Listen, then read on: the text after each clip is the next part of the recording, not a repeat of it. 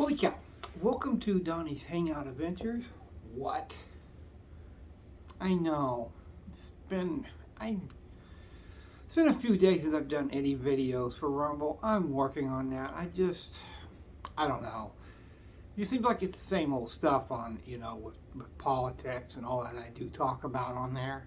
So that's been a few days. I'm going to try to get one here done in the next day or two. I'm going to try. It's just the same old stuff. So that's what I'm doing for YouTube.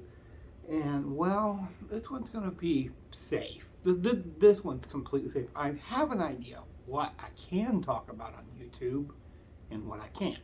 Okay. So the NCAA tournament is one of the most special tournaments because it's utter madness for like 3 weeks, especially that opening week or the first 2 weeks, that you get all these incredible upsets. Now, what usually happens, not this year, what usually happens, you have all these upsets, and then the real cream of the crop starts rising and starts eliminating some of the big upsets. But this year, I don't know what happened. There was complete upsets from a 16 seed for only the second time in history, being number 1 seed, yet number 15 seed winning. You had so many upsets that it got to be a little funny with all the amount of upsets.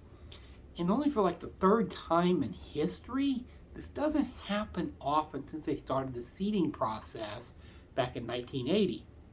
So it doesn't happen often. It's only the third time it's happened, and the first since 2011. It's been over a decade that no number 1 seeds are in the NCAA tournament.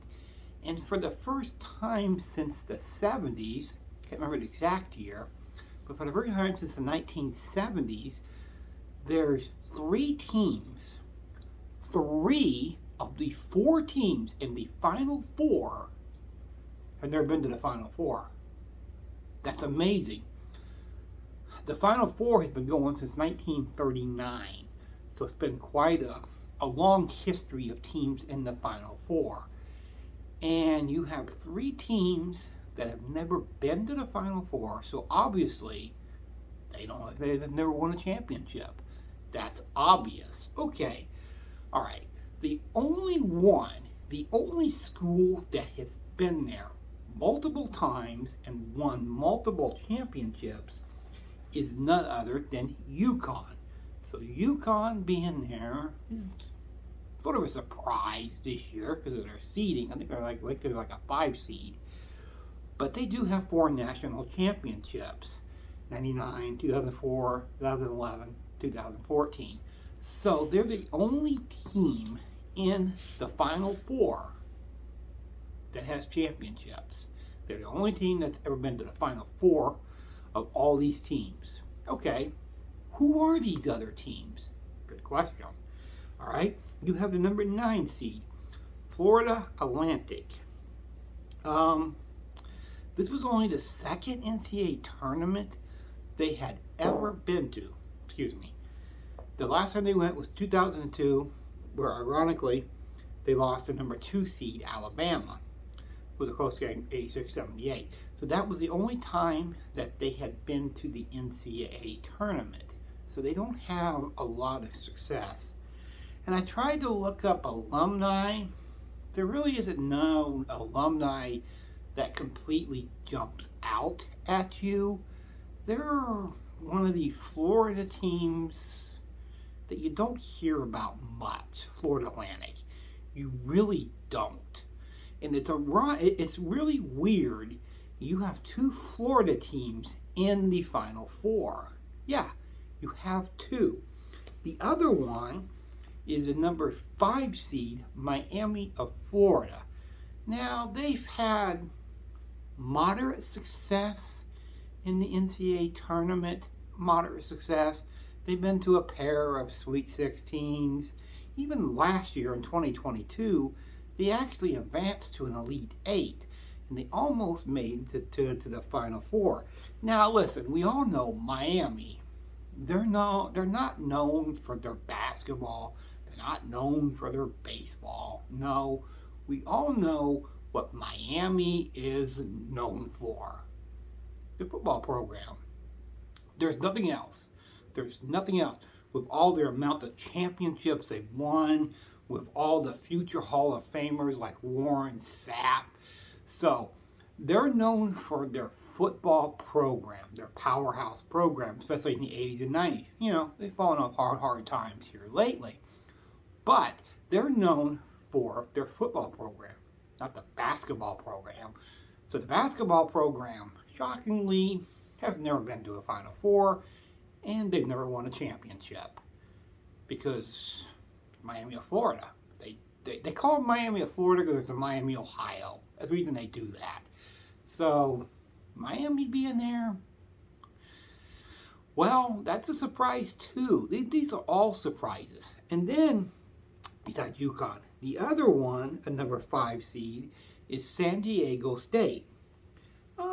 They've had moderate success in the NCAA tournament, nothing grand, but they had the furthest before the Final Four here.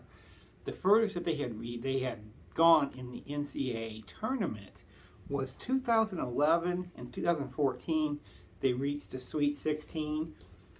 They've had some pretty big alumni that have actually went to San Diego State, like Major League Baseball. Steven Strasburg, he went to San Diego State, Hall of Famer. Marshall Faulk, and even Major League Baseball Hall of Famer Tony Gwynn all went to San Diego State.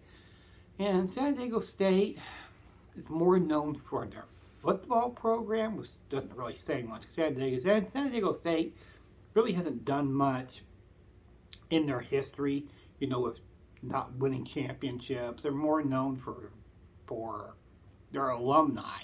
Really, they are. They're more known for their alumni. Here's the interesting thing. Let's say UConn loses in one of the Final Four games. Let's say that they lose.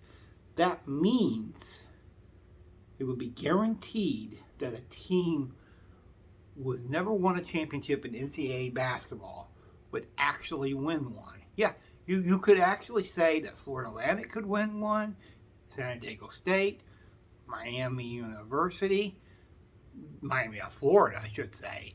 So it's all possible that they could win. Yeah, this you wouldn't have expected when the NCAA tournament started. These teams were complete long shots. They were really long shots. If you could go back, if you had a time machine, you could go back and bet on these teams that they would make the Final Four, and people would laugh at you. People would laugh at, like, Florida Atlantic? Really?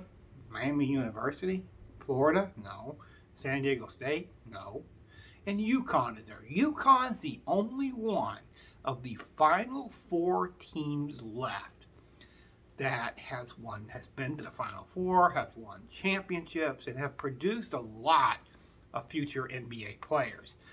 I didn't even go into by UConn's history because it's not really that important. They're the only one.